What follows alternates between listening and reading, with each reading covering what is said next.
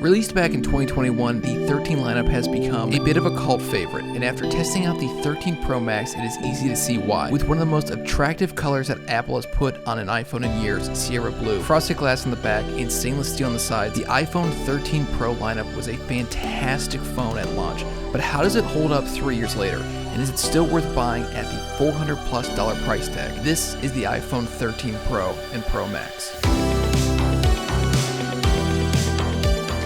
So this is the iPhone 13 Pro. I have the Max version, but this goes for both the Pro and the Max version. The first thing you notice, at least for me, was the display. Obviously, this is a much larger display than what I'm currently used to. I'm used to a tiny little display on my iPhone 12 mini, and the biggest thing here is obviously the size. The size is crazy, but the first thing you notice is just how smooth it is, and that's the Apple ProMotion, which means that this display can run up to 120 hertz. It sort of dynamically does that, so if you're just reading text and an email or something, it'll just go down to 10 hertz to save battery. But the smoothness of this display is very noticeable. It's pretty remarkable how much better it looks. Now, does it actually affect your day-to-day? No, but it does make a big difference just in the way the phone feels nicer, feels smoother to work around it, but it doesn't change the actual functionality of the phone.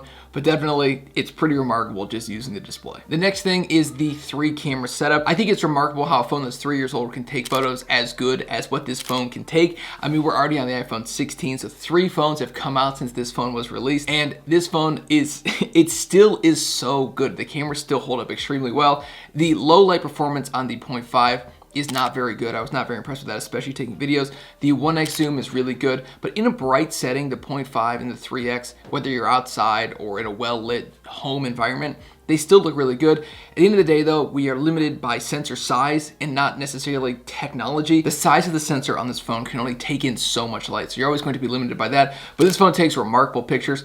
It's hard to tell a difference between the photos that this camera takes and the photos that a 16 or 15 takes because the camera quality has just gotten so good, the processing has gotten so good, and they're basically squeezing as much as they possibly can out of every single photo now, and a lot of that is just limited to the size of the sensor. Obviously not gonna look as good as a DSLR, but still an incredible camera with very remarkable features. In using this phone and testing it out, another thing that was really remarkable that I noticed was the battery life. I'm not a very heavy phone user, maybe an hour or 2 a day, and this phone will go like 2 days without being charged, only using it 1 or 2 hours every single day. It's pretty crazy just how well this phone works and how the battery performance still holds up. And the thing is that's even more remarkable is that the battery health of this phone is currently sitting at 84%. So this isn't even a quality battery. I mean, this is only capable of 84% of its peak performance. In standby mode, if you don't touch this phone, it almost doesn't lose a single percentage of battery. My 12 mini will drop overnight from 25 down to like 2% if I don't charge it.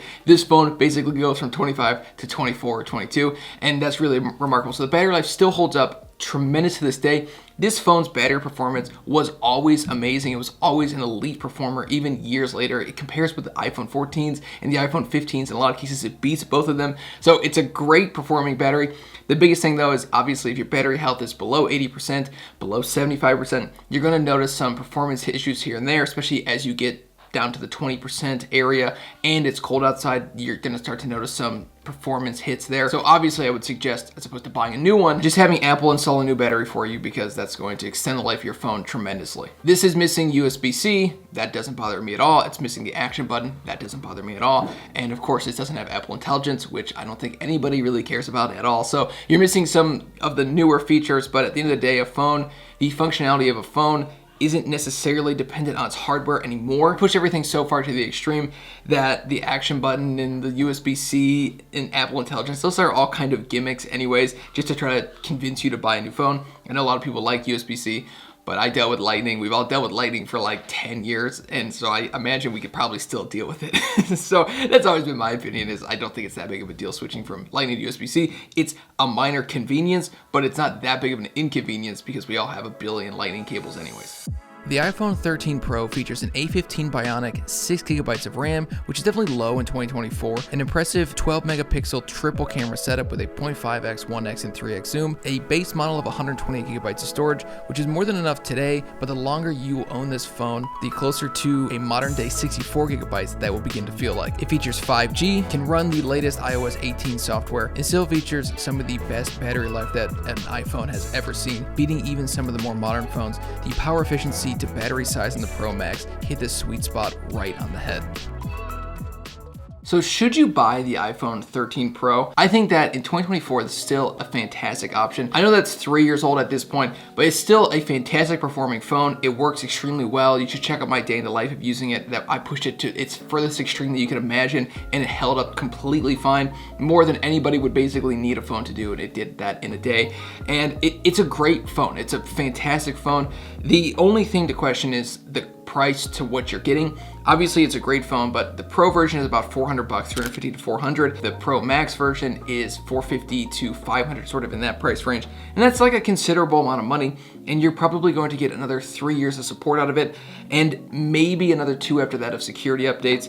These phones have gotten so good, though, that they can go so far beyond what their iOS support is. It just comes down to security. So you buy a phone for $400 for 3 years. It's not really bad because you'll be able to sell it for probably $150 or $200 at the end of it. So you're buying it for relatively cheap, all things considered. So I think it's a good buy if you're looking in that $400 price tag. I think this is a better buy than like an iPhone 14 because you just get all of the same features basically. And there's this theory that I have where it's better to buy a used version of a more premium thing than it is to buy a newer version of the cheaper version of that thing. So it's better to buy the Pro version of an iPhone that's a 2021 model, like a 13, versus the cheaper iPhone 14 model, because they're gonna put everything they can into this phone. And most of this stuff might make it to the cheaper version the next year, but it might not make it until the iPhone 15 or the iPhone 16. Thanks for watching. This has been Scott with Techno Eclipse. If you wanna buy it, check it out in the link down below. It does help the channel if you buy through those links. I'll see you in the next one. Peace out.